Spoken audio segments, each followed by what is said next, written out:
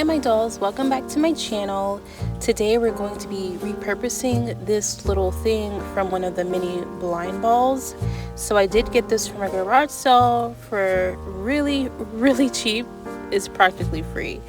But as you know, it's not 1/6 scale. Well, actually the little holder is 1/6 scale. You can still use that for your dolls. But for the stroller bit, we're going to reconfigure that to make a little walker. And I use the term walker very loosely because, as you know, the baby's legs can't go through. They can only sit on this little seat, and so we're going to just work with what we have on that front. So throughout the video, I cut these bits down little by little, being careful not to just hack them off initially. I use these wire cutters to do so to make the job fairly easy. So the next thing I have from Hobby Lobby is some foam rope. And I like this because you can bend it into shape. So I need basically a circle. So again, I started off bigger than what I needed, and I'm just going to gradually cut it down. And as you can see, I need to cut it down more because the thing was too high. But I accidentally didn't cut them down evenly, but it was okay in the end. So yeah, if you cut it down like this, it's okay. So here is the hot glue on each one of those little parts. I do wait for it to cool until it's like a little tacky because this is foam and hot glue just kind of goes right through it.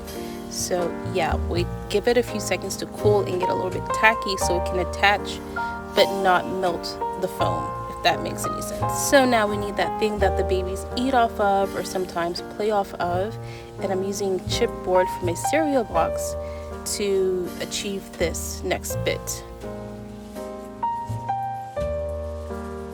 To make it white, I covered it with contact paper that I had on hand, and now I just need to add a lip to it, and I'm going to use elastic trim to do that because yeah, that's how that worked out. So this is just elastic glued around there, and then I glued that to the foam. My words.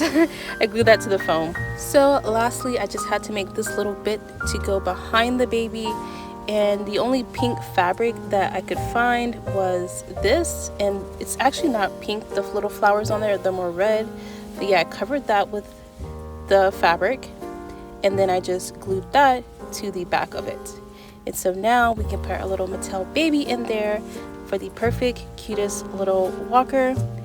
And I hope y'all have fun with this craft, and that's going to be all for the video. Thank you so much for watching, and I'll catch you in the next one. Bye!